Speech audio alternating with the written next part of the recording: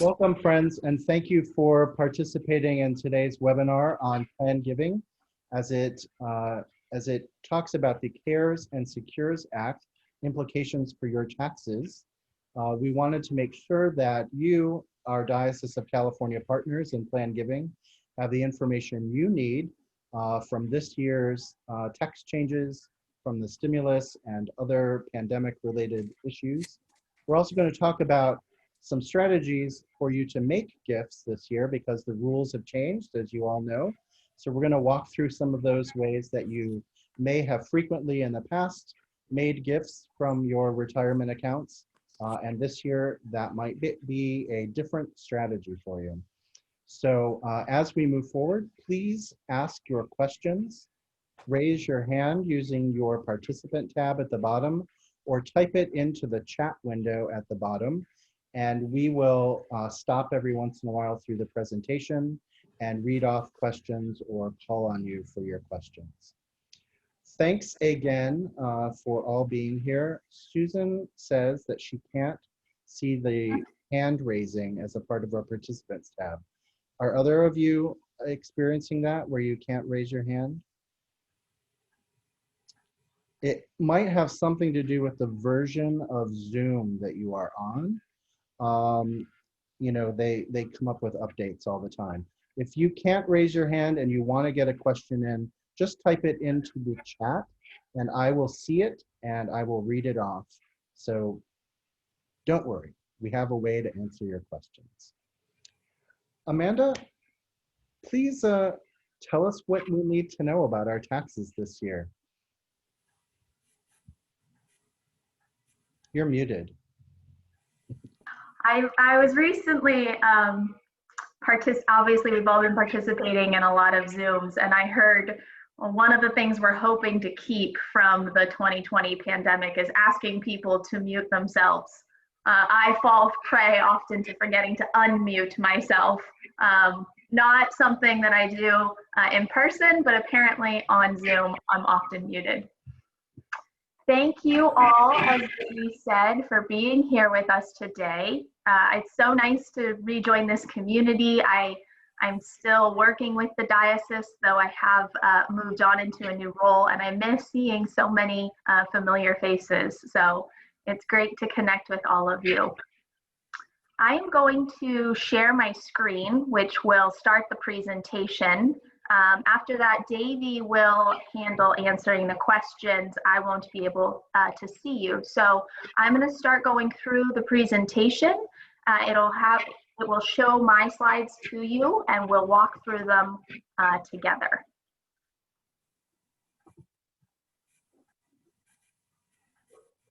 Oh, no, wait.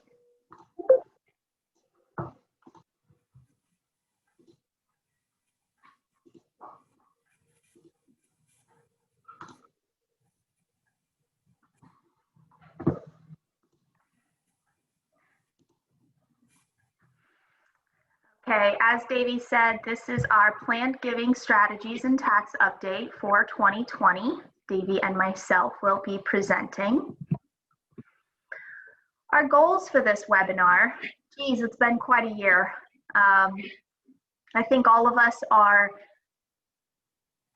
dealing with our changing atmosphere. We're trying to engage in our communities in meaningful and thoughtful ways. And we're also looking and taking stock of our own lives and the ways that we have engaged with those communities, partly through philanthropy. So many of us are continuing to give, but also starting to think thoughtfully about how we can continue our communities and how they can remain strong. And so that's really one of the focus of reviewing the CARES and the Secures Act, both for your updates and personal knowledge, but also to see how this may affect our congregations and charities at large. So we will go through and review both of those. And then we'll discuss at the end some best practices for giving now, possibly different giving strategies, and also briefly discuss reviewing your estate plan. Okay, let's dig into it. I hope you all have your coffee. It's Saturday morning and we're going to talk taxes. The Secure Act. Now, the Secure Act is a permanent act that was enacted by Congress to primarily aid small business owners and individuals alternative retirement opportunities. It allows individuals to give to their retirement accounts longer and provided different methods of interacting with your retirement accounts, both in what small businesses and business owners could provide, and also in how people contributed to their accounts.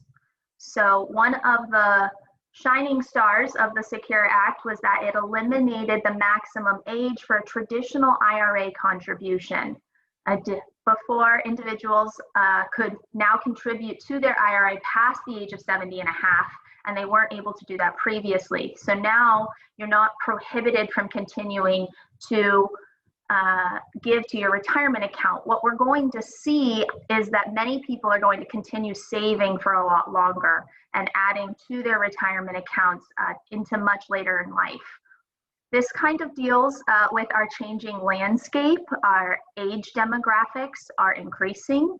People are living much longer.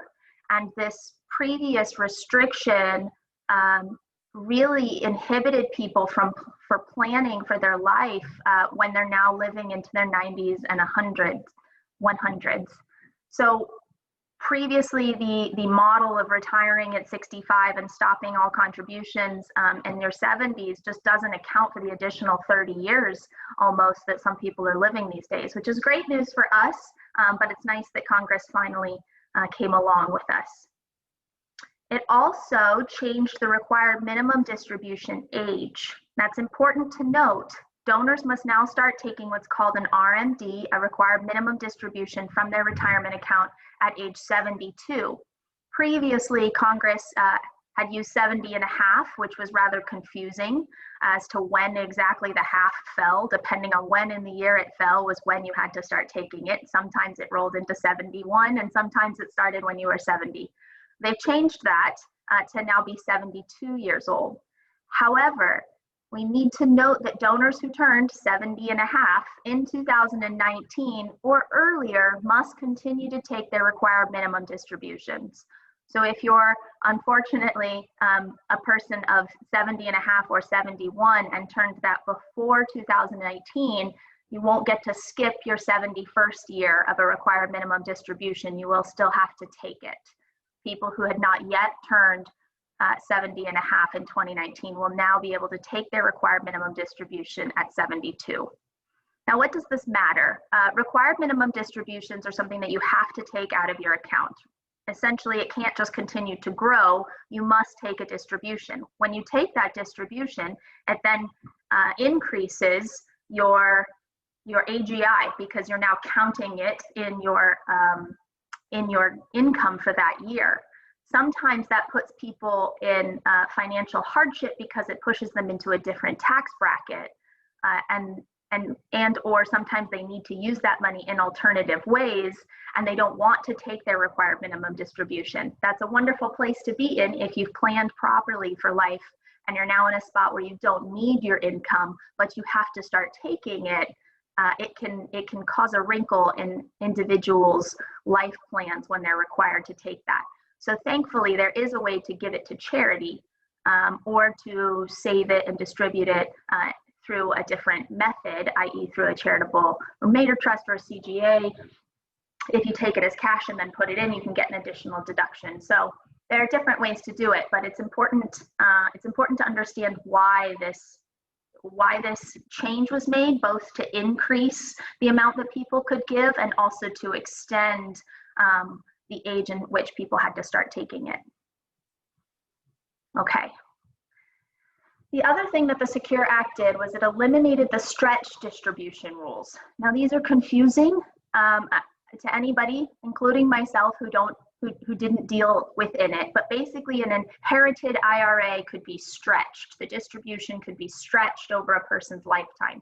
So you could either choose to take it, you could choose to take it all at once, you could choose to take it over a period of your lifetime, and they've eliminated that stretch ability. So eliminated the stretch ability, the stretch distribution rules for an IRA and defined contribution plans for most non-spousal beneficiaries. So what this means is namely your children. Starting in 2020, non-spousal beneficiaries will have to withdraw the entire amount within 10 years. This creates a tax planning advantage for both you and your children, but it also means if you've inherited an IRA from a non-spousal beneficiary after 2020, you'll have to start thinking about different ways to take that income. Now, the law went into effect for the death of IRA owners after December 31st, 2019. So IRAs that were inherited before are unaffected. If you did have an IRA that was inherited previous to 2020, then you're still allowed to take it over the series of your lifetime. But you have to start thinking about those that you will receive now and when you pass it on to your children. Namely, a CGA or a CRT could help solve this. Primarily because if you're concerned about having to take the income over that 10 years, you could then take the inherited IRA, take it as a one-time distribution, which you will pay tax on. But then when you take that one-time distribution for the lump sum, get taxed on it, you then place that tax, you then place the entire cash amount into a CGA or a CRT, which will then be based off of your lifetime. So it allows, and you'll get a charitable tax deduction when you do that. So it allows you to take that inherited IRA, cash it out so that you're outside now, you're not constrained by that 10-year distribution requirement. You could then put it into a CGA or a CRT, and that would go for the length of your lifetime.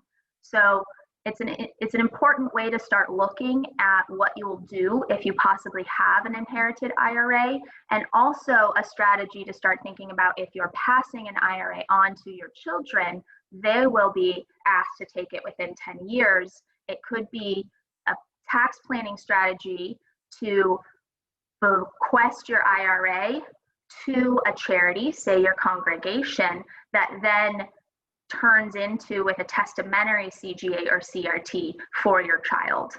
That then eliminates the need to pay the tax on it when you cash it out because the charity receives the cash, and then the charity creates a CGA or a CRT for your child. That allows you to bypass the tax of your child having to take it when they take the IRA out and cash it out, and allows you to plan for a inheritance for your child that will last their lifetime, knowing that the ultimate beneficiary of that, the remainder of that IRA, will then go to support your congregation. So I know it can seem a little overwhelming. That's one of the benefits of taxes. Nobody made it simple, but talking to your children, talking to your spouse, starting to think about these changes, how they may affect you or your children, and planning your already generous gifts that I know you're planning for your congregations, trying to rethink that and think, how could we use our assets differently to make it easier on everyone else, is actually a really great conversation to start talking about legacy and philanthropy in your families. And this provides the perfect opportunity to start those conversations simply because there has been a change at the federal level. Davey, I'm going to pause momentarily to see if there are any questions. Yeah, do we have any questions? I haven't seen any hands raised or anyone type them into the chat, which means everybody's a tax pro or they need more coffee. One thing to remember is that your planned gift made through your congregation or through the diocese can also benefit diocesan institutions like the seminary, like the Bishop's Ranch, like St. Dorothy's, like Episcopal Impact Fund, Episcopal Community Services, Olaf House, any number of the charitable institutions that fall within the Diocese of California. So your gifts can benefit not just your congregation, but any number of diocesan related causes. And that's something that is really beautiful and unique to our diocese, having so many chartered nonprofits that are associated with us. Yes, and I will take this moment to ring the diocesan bell, so to speak. One of the great things that I really enjoyed about the diocesan gift planning department is that their generosity extends past the diocese.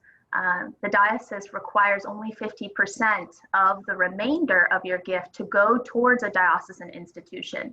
And it can go, as Davey said, to several different diocesan institutions. So if you're thinking, my IRA is too large, I didn't plan to leave the diocese or, the ranch and my congregation that much money, I have other philanthropic goals, the department only requires a 50% stay within the diocese. So you can really use this as an estate planning tool to fulfill your other philanthropic goals. If you'd like to support your alma mater, if you already have a scholarship fund established, or if you want to support the botanical gardens, you can use one of your large assets like an IRA to fulfill your philanthropic goals and distribute to multiple entities. And that's really, again, it's a special part of the plan giving program at the diocese that not all plan giving programs allow for.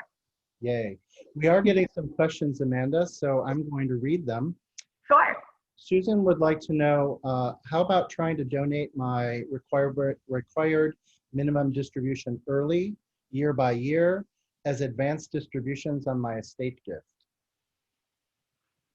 Yes, you could do that, Susan, though not this year, which we'll get to shortly. You can use your required minimum distribution as what's called a QCD. So you can roll over your RMD, your required minimum distribution, to your charity, and that counts as a QCD. So basically what it is you fulfilled your duty to take a distribution from your retirement account, but you don't have to include it in your income. Rather, you roll it over directly to the charity. Now, we do have some individuals who say they want to leave a bequest to their organization, but they're not sure how much that bequest is, or perhaps they want to make a pledge. Blended gifts are a beautiful thing. So you could say, I really want to leave X amount of dollars. I want to leave $100,000 for the Bishop's Ranch to sponsor camper ships. But I don't know if I'll have $100,000 later, when my estate fully comes. I want to make a pledge and start paying for that now with my required minimum distribution. Say they're, $10,000 a year. You could do that. You could say, dear ranch, I want to make this pledge. It's my intent to give this to you as my legacy gift. I'm going to start using my RMDs to start paying it down, and whatever isn't fulfilled can then come out of my estate. And that's a great agreement that can be drawn up. It's also a simple clause to include in your estate plan, in your trust or your will, that says, I have this standing pledge. The rest of it will be fulfilled from my estate. Thanks. Susan, I hope that answers your question. And we will be talking later about this year in the RMD and some other strategies. Amanda, we have a question from Brad.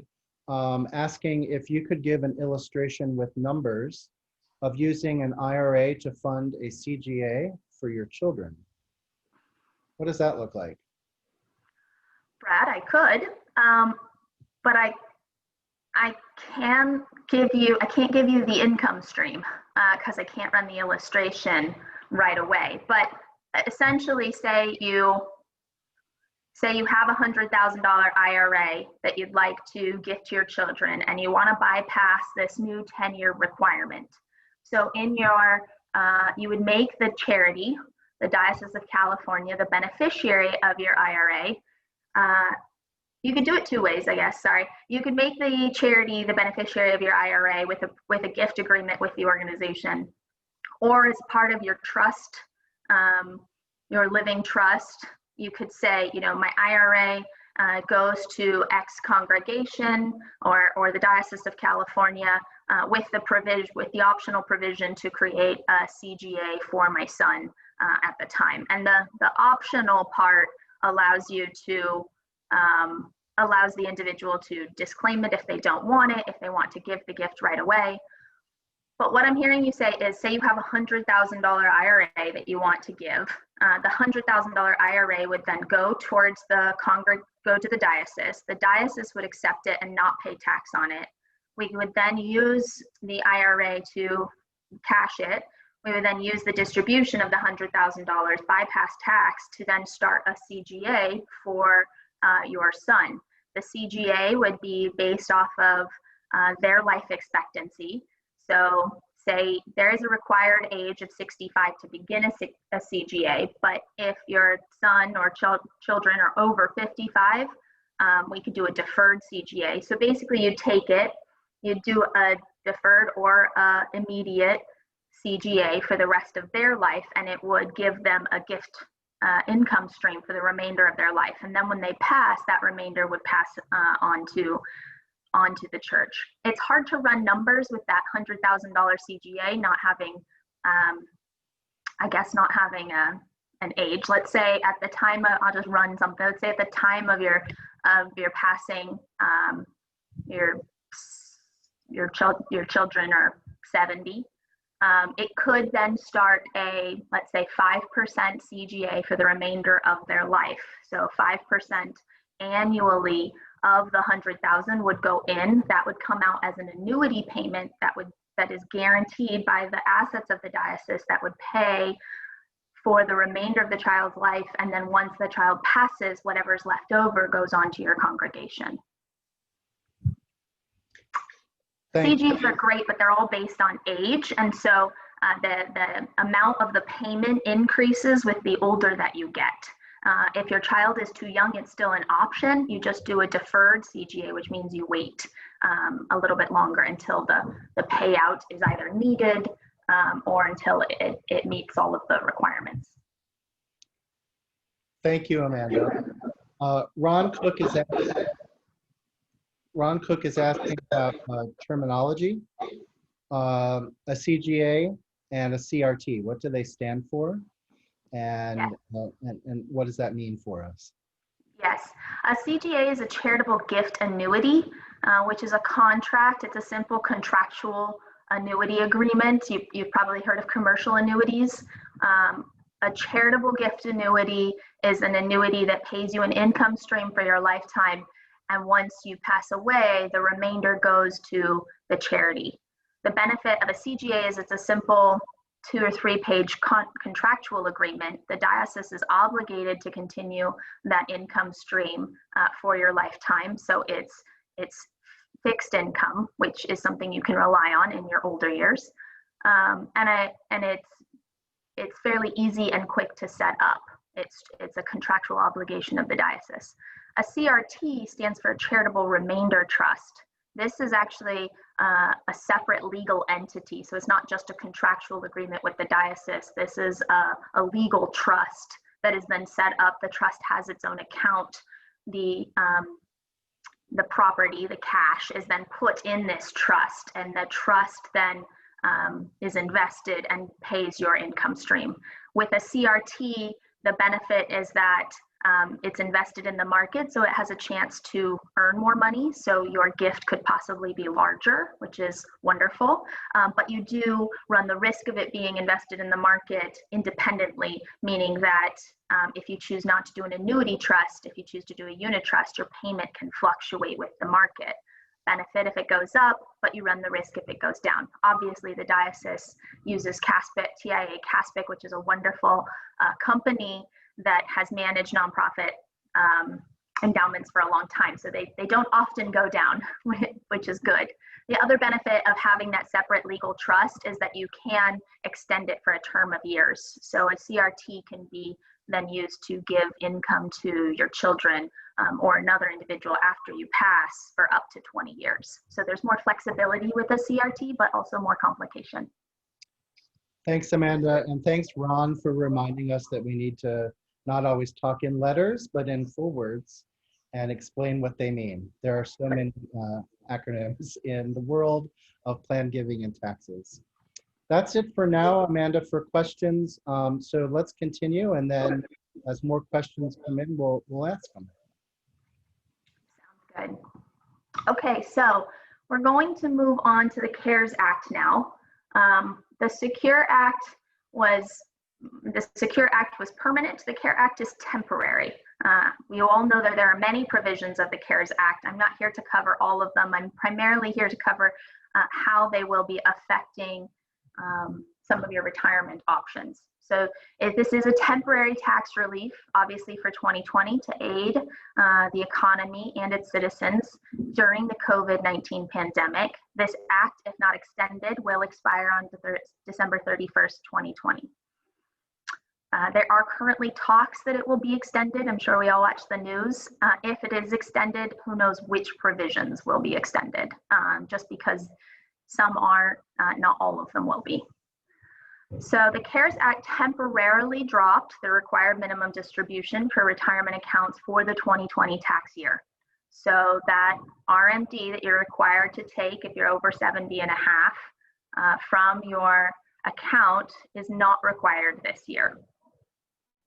Qualified charitable distributions up to 100,000 are still valid, but they do not have the benefit of counting as your required minimum distribution this year. So if you don't need to take your RMD, this is a great year in that you don't have to. However, many people, as Susan suggested, use this to fulfill their philanthropic endeavors. And so as charities, I think, are starting to look at their end of year planning, a lot of organizations get their funding from required minimum distributions, IRA rollovers as they're called, kind of shorthand, to their charitable organization. And I think there is some fear that those will decline this year with people not being required to take them. However, I think it's important to remind people that even though you don't have to take it, if you know you are going to continue taking them every year after, you can still take it this year and get it count as a qualified charitable distribution. So you can still have it roll over. The elimination of having it count towards an RMD really won't affect that very much. However, there is a tax planning strategy if you don't want to take your RMD, and it does put you into one of those situations where it affects your overall AGI and your tax status. And so this year you're thinking, whew, thank goodness I don't have to take it. It is something to consider that if your RMD doesn't go up to 100,000, say your required minimum distribution is only 50,000, next year you could use your 50,000 RMD for that year in 2021, but also then additionally increase it up to another 50,000, so max 100,000, have that count as your required minimum distribution for the tax year, and also max out your QCD. The benefit of that is if you're worried that if you don't want to take your required minimum distribution, but you're also worried about not taking your required minimum distribution because it's always based on the value. So you're thinking, whew, I don't have to take it this year, but next year when I do have to take it, it's going to be even more. Then consider almost essentially lumping your required minimum distribution into 2 years. To get up to that max next year of 100,000, you could basically have your required minimum distribution count next year, but take the additional amount you would have had to take this year and do it next year. So there is some planning strategy there. If it's something that you give every year to your congregation and your congregation needs it, consider still giving it this year because it will count as a qualified charitable distribution. If you don't want to take it, or if you can't take it in this year, but you're thinking, I want to wait out the year and see how it happens next year, how the world shakes out, you could let your congregation know, I know I usually give in this amount, this is how I'm doing it, I'm planning on doubling it next year, I'm planning on giving as much as I can, which will be an increase next year via my inability to give this year. So there is a little bit of strategy. I think as always, we ask for open communication, and you are living, breathing members of your congregations who keep the community alive. And I think really having that transparent conversation with your congregation about planning is important, especially during this uncertain time. Davey, any comments? Shall I move on to?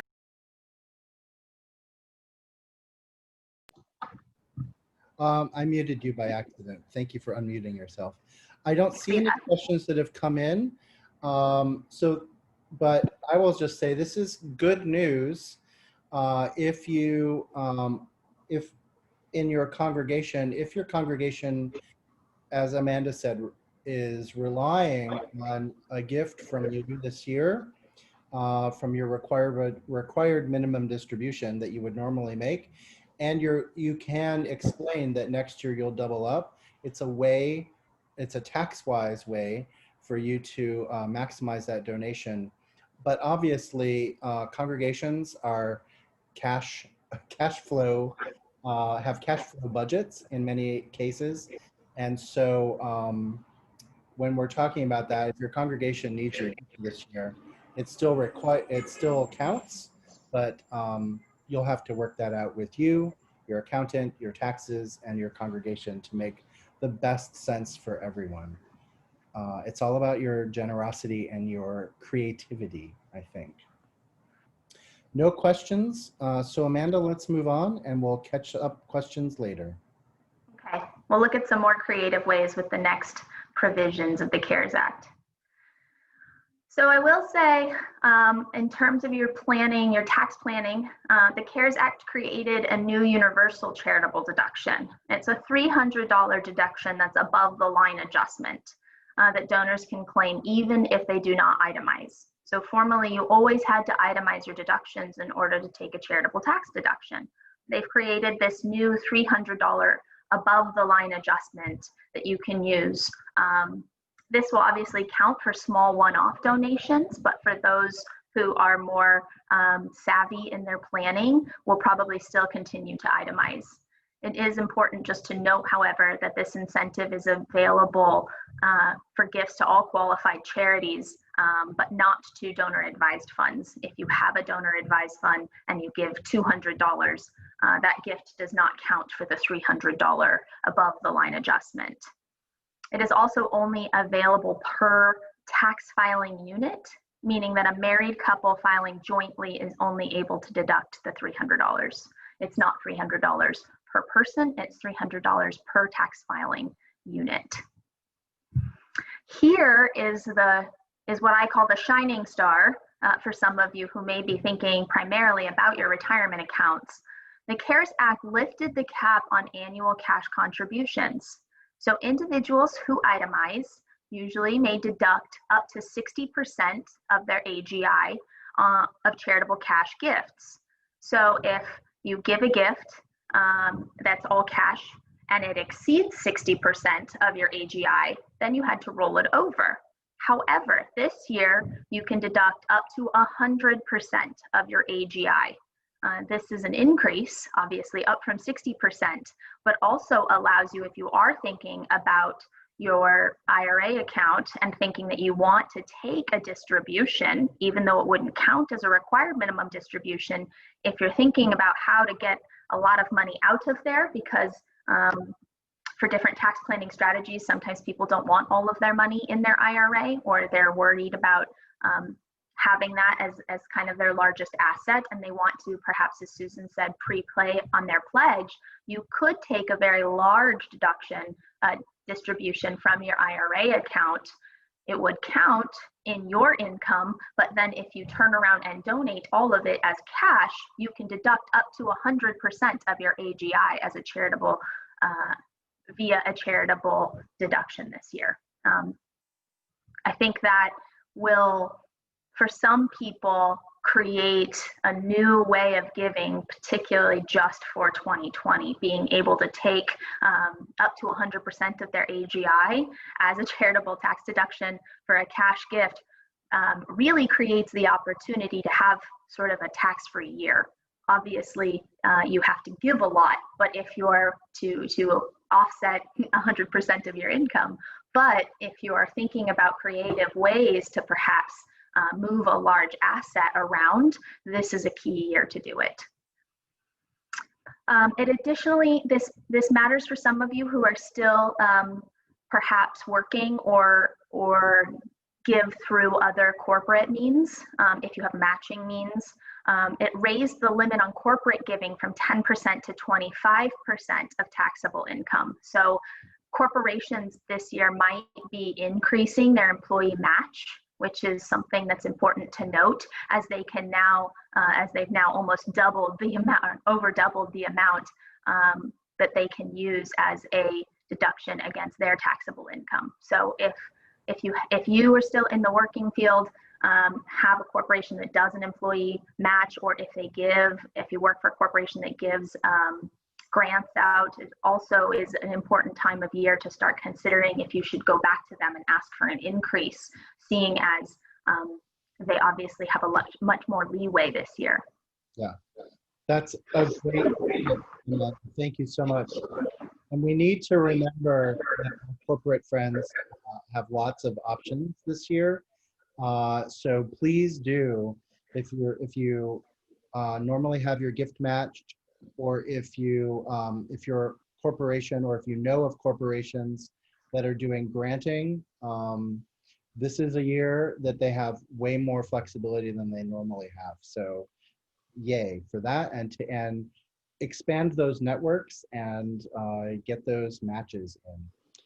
Amanda, not surprisingly, we have a question about how do we explain this to our congregation as we move into year-end giving? We probably should create a paragraph, a statement that our congregations can use, can read, can put in their bulletin that explains what this year's implications for required minimum distribution or the lack thereof, and how they might be able to do that. So I'm saying, as we go and take this information and move it into our congregations and talk about it in our vestries and our stewardship committees, with our treasurer back in our congregations, how can we explain what you've just said about required minimum distributions and this year's giving succinctly so that people can understand that if they haven't been able to participate in today's conversation? I think that's a great idea, Davey. I think obviously you all came for the in-depth review of these changes, and boiling this down to a line or two would be difficult just with the level of kind of in-depth strategies that we're going through.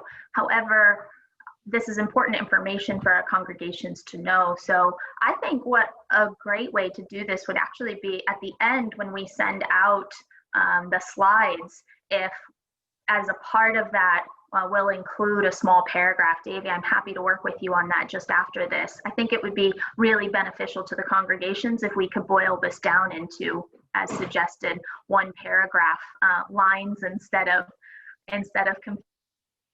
will definitely help with that. Yeah, thank you. We also will give you all these slides and a link to the video. So if you have people with real questions, in-depth questions, and they want to spend an hour or so watching this, they can. So we have lots of ways. But I think a single paragraph usually more helpful. Very true. Easier to read on Sunday than this. Great. So, and Ron suggests that perhaps we could have 3 separate paragraphs to summarize the different pieces. Yeah, I think we'll create some talking points and some advice that comes out of this. So we'll give you what you need to be able to explain this back at home. Wonderful. Thank you. And Todd reminds us that clergy need to decode this too and be able to know this so that they can give good advice. We will definitely make it user-friendly. Let's say that. Amanda, I don't see any more questions right now, so let's move on. And thank you all for your great questions. Keep them coming. All right, thank you. Let's move on to our next slide. So that covers pretty much the, I want to call them basics of the CARES and the Secures Act, but I hear from all of you, maybe perhaps not so basic. What we want to do now is kind of succinctly look at what our opportunities for giving are this year. We've been through them via the changes, but it's important to always remember kind of our steadfast and true favorites. I included this little slide, I think, just because I wanted us to refocus on our goal for the webinar. Planning for the future is always important, but I think our congregations and our communities really need it right now. And the benefit of some of planned givings vehicles is that they don't require cash up front. I think that thinking through how your estate plan is going to change and how you can provide for your congregation may not include a gift now, but can include a gift later. And those later gifts are really coming in handy now, as many organizations are seeing their funding go down. Philanthropic priorities often take a back seat during times of economic hardship. This is true across the board. So first and foremost, please consider continuing your support at whatever level you're able. We've been through the various ways that you'll be affected. If these changes won't have a negative effect on your stance, then we really do ask that you continue to give even at any level that you're able to. It's also an opportunity to start planning your giving opportunities that will provide for your congregation, but also provide you a financial return as well. If the volatility of the stock market has affected your retirement account or perhaps affected some of your assets more than you thought, you might be seeing a volatility in your retirement plan that you hadn't previously seen. As we discussed, a charitable gift annuity or a charitable annuity remainder trust are both fixed payments for life and really provide that stability in your retirement planning. So if you're looking for that income stability, these are both great opportunities to make some of those cash outs of your IRA, or perhaps cash out highly appreciated stock on one of the days when the market's up, and use those to eliminate some of the volatility and put them into a CGA or a CRT. That way you have guaranteed income for the rest of your life that is stable and you know exactly what it will be.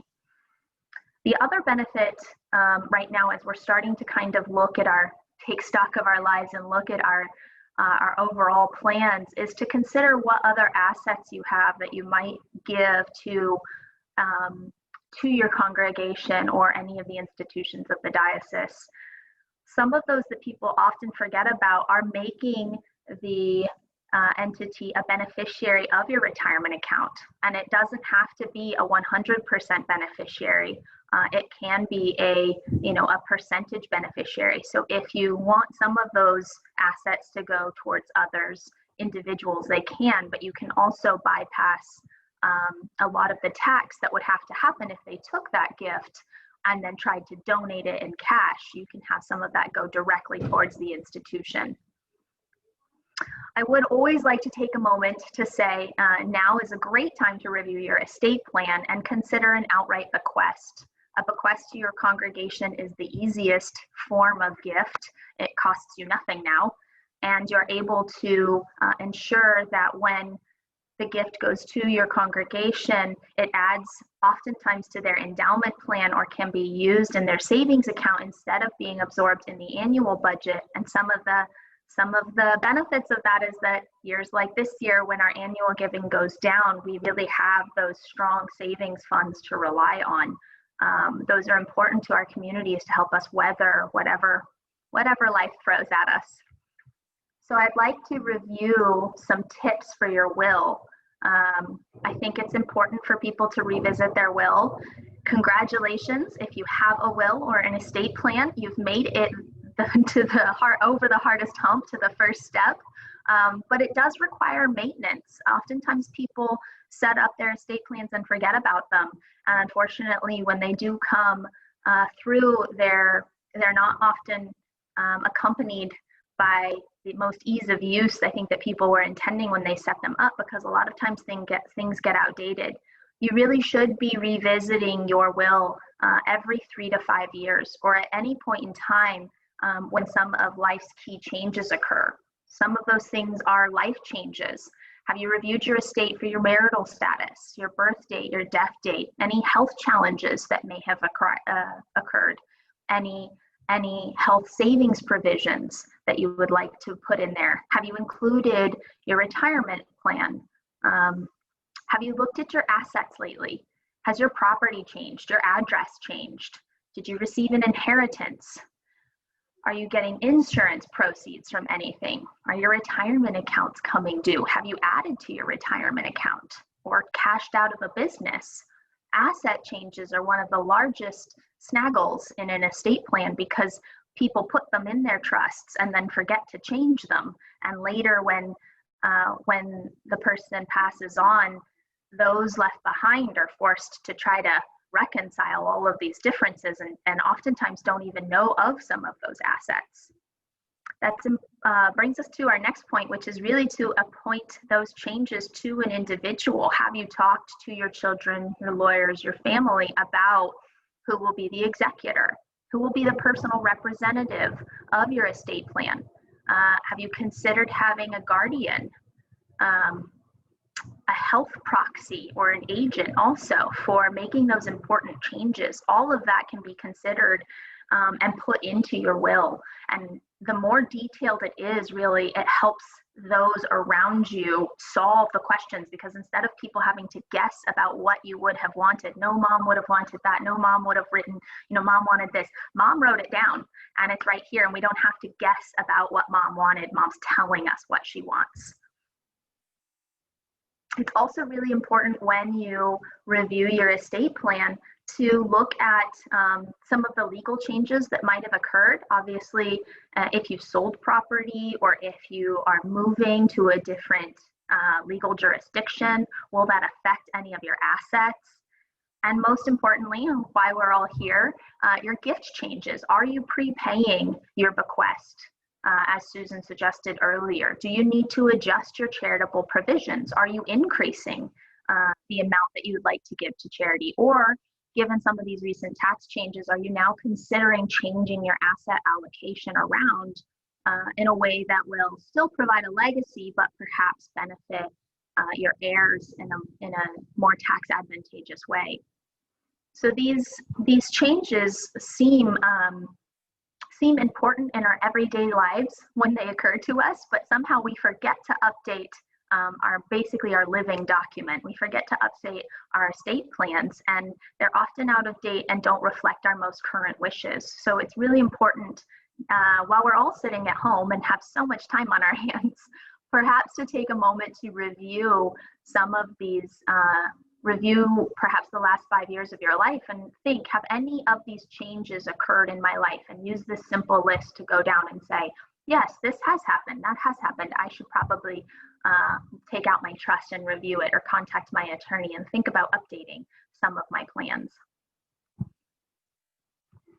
So that brings us to the end of our presentation.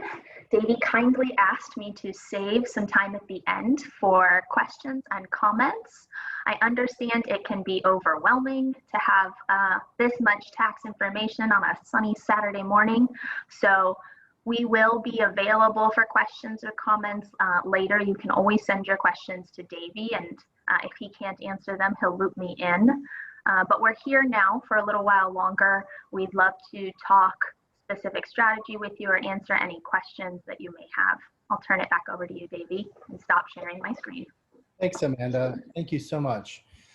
As Amanda was ending her presentation there and specifically speaking about revisiting our wills, I just want to remind all of you that these conversations we're having with folks about making their charitable gifts and addressing their legacy, these are pastoral, beautiful, wonderful conversations that can be had between peers in a congregation to remind people of how we can leave a legacy, and certainly between clergy and parishioners as we talk about those things that are dearest to us, and including our legacy and our end of life plans. These are beautiful conversations to have with each other. And They're very Christian, very holy conversations to have with each other.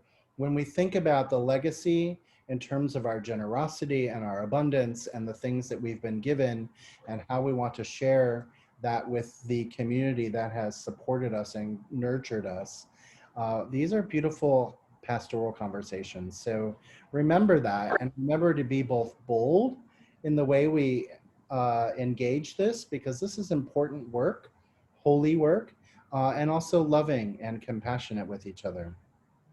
So we are getting some questions.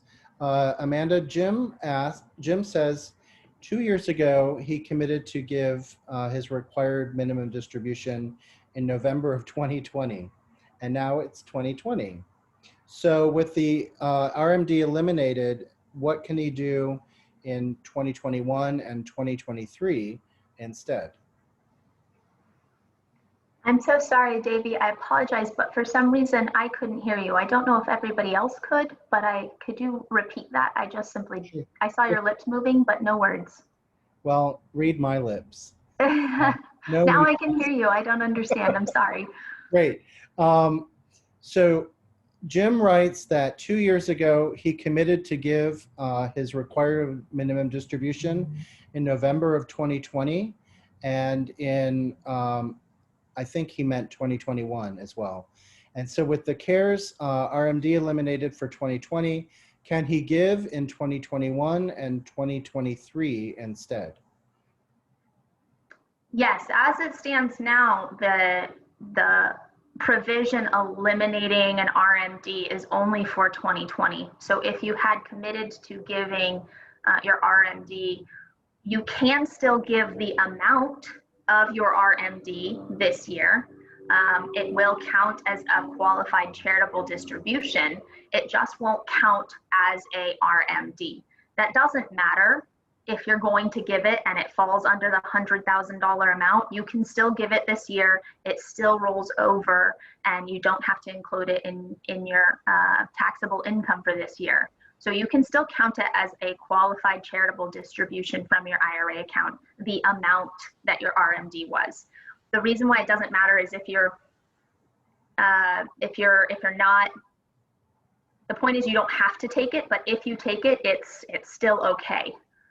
The idea is that it's eliminated so you don't have to take it. Now, if you're thinking, I don't have to take it and I don't want to take it this year because of uncertainty, perhaps I know I made this commitment, but I really need to see how the world evolves in the next year, you can commit to doing that in 2021 and 2023, I believe you said, and it will count as your required minimum distribution in those years. You just don't have to take a required minimum distribution this year. Great. Jim, did that answer your question? Good, thumbs up. Are there any other questions about anything that we've covered today, or about the work that you do in your congregations with legacy societies?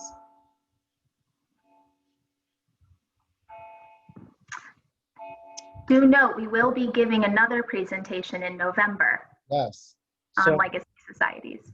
Thank you. I've just put that in the chat, and we'll put it again in the email that we send to all of you.